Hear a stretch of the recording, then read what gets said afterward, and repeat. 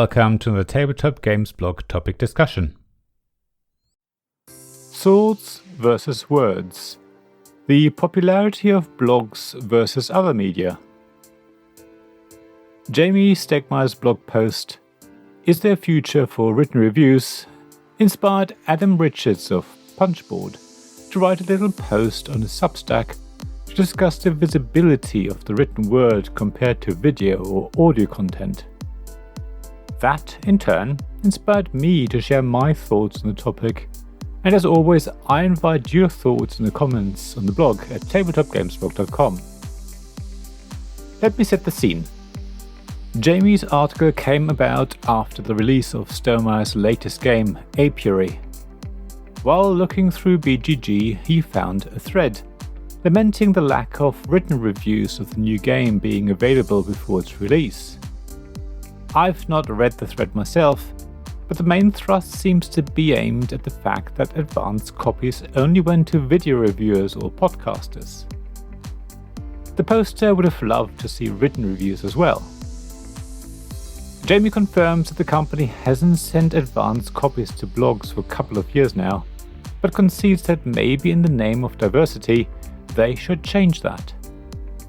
He accepts that there is clearly a significant amount of demand for the written word. Adam, in his Substack post, picks up on this idea and ponders what blogs can do to become more visible and more interesting to publishers as part of their marketing efforts. So while video and podcast sites publicly share views, likes, and other stats, blogs don't usually display that information. And even when they do, the statistics aren't independently vetted, which makes it harder for publishers to trust the information they're given by bloggers. So, as an avid blogger myself, I thought I'd try and wrestle with some of these topics. I don't think I'll have answers for everything, but at least I can share my opinion. First off, the written word is very important. Even Jaime admits that he is better at processing his thoughts in written form. All of the really great video reviews would have been created from a written script, or at least a rough written outline of how the video will play out.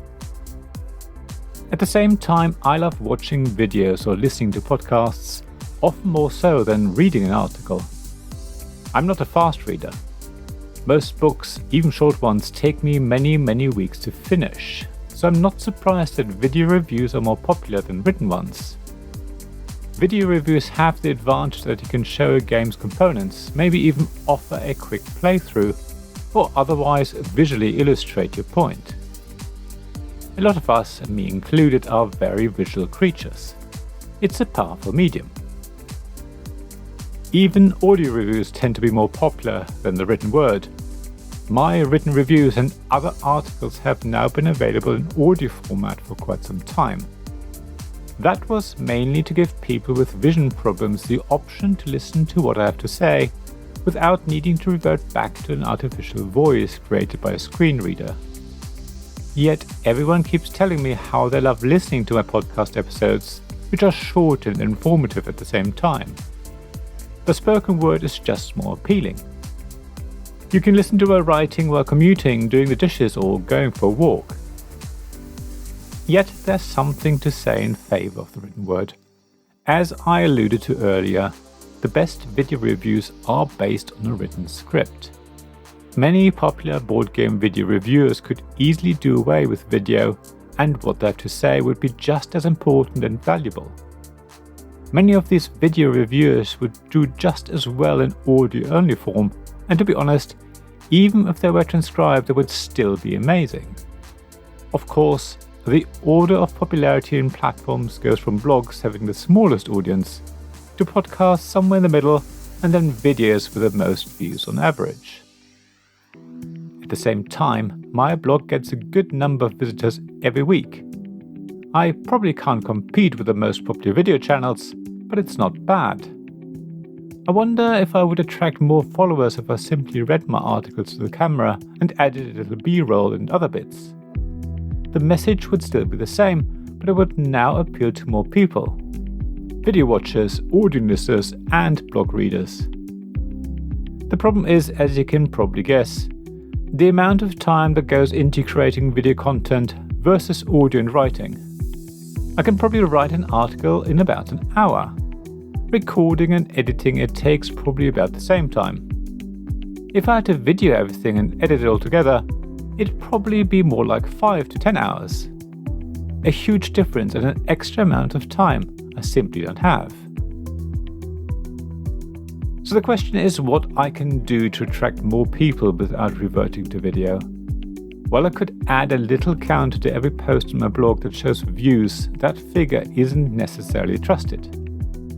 One thing I do think publishers find important when deciding where to send their valuable advanced review copies is the amount of interaction I get on the blog. Every time someone comments, it shows they not only read what I wrote, but also cared about it enough to respond. A publisher will trust comments more than any readership figures I email them. Not only that, a golden rule in marketing is not to go for the largest amount of followers or the most likes, but to find those accounts that get the most comments for each and every one of their posts. I always love it when I get an email that says someone commented on an article and prompts me to review the response and approve it. At the core, that's why I write on this blog. It's not so much about validation, but more about having written something that stirred something in someone else. Hearing when people tell me that they like my blog is wonderful. When I get 2 or more comments on an article, it's amazing. It's about connecting with people who want to share their thoughts with me. Having encouraged people to let me know when they agree with me or have different thoughts on a topic is really touching.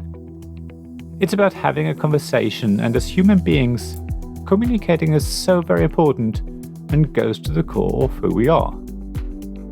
So yes, if you want to make this blog more valuable and meaningful, then please comment and share your thoughts. If one of my written reviews has convinced you to buy a game that you really enjoy, then please let me know. If one of my topic discussion articles has made you ponder something, then comment and say so. Let's start the conversation. Depending on whether you read this article or listened to the audio version, your answer will probably be different. However, I do wonder whether you prefer the written word over audio or video.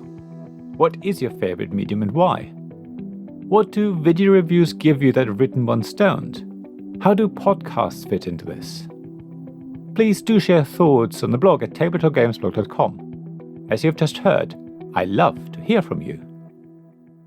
Thank you for listening to this Tabletop Games Blog topic discussion podcast.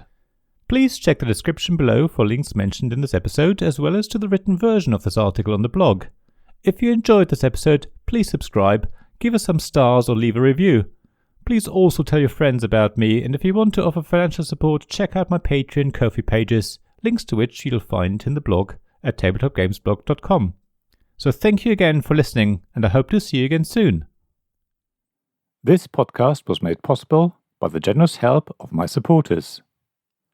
Royal Patron Sean Newman, Magic Champion John Risley, Castle Guards David Miller and James Naylor, Dice Masters Alex Bardi, Paul Grogan and Robin Kay, and Shining Lights Jacob Davis, Gavin Jones, Sarah Reed and Richard Simpson.